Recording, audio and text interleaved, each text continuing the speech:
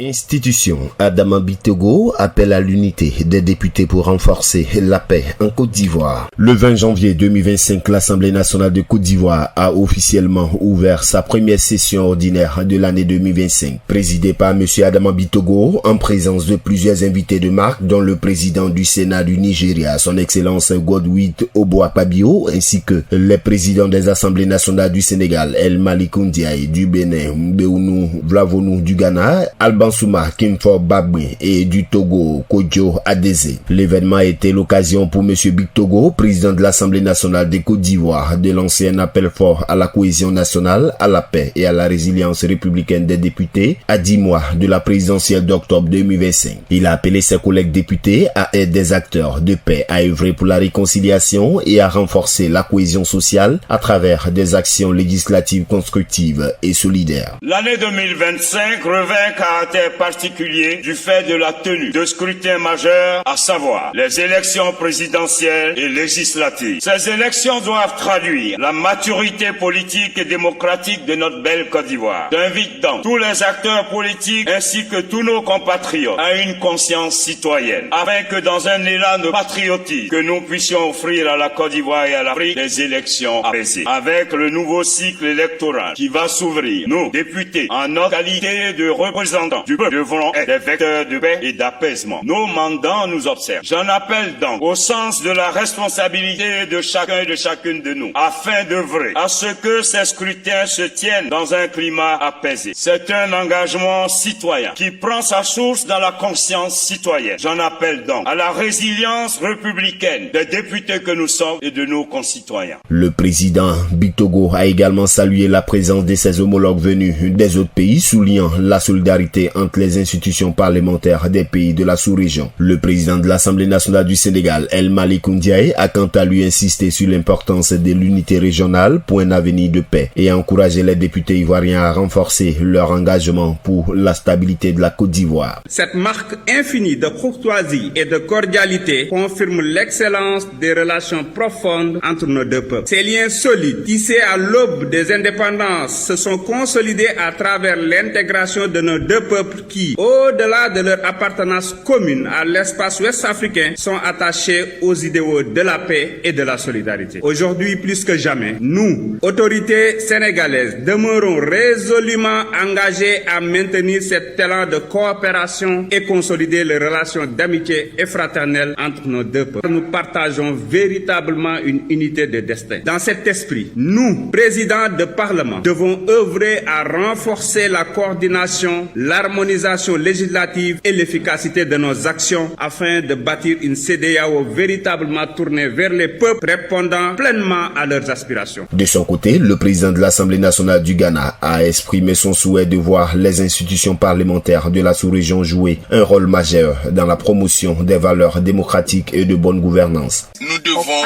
coopérer dans le contexte de la ZLECAf afin d'améliorer le commerce, renforcer nos capacités industrielles et accélérer l'industrialisation et l'ajout de valeur pour le bien de nos populations. L'Afrique est l'avenir du monde. Le Ghana se tient à vos côtés dans tous les efforts collectifs pour créer un environnement propice qui soutiendra le développement économique et social. Nous devrons aussi travailler en coopération afin de combattre la menace terroriste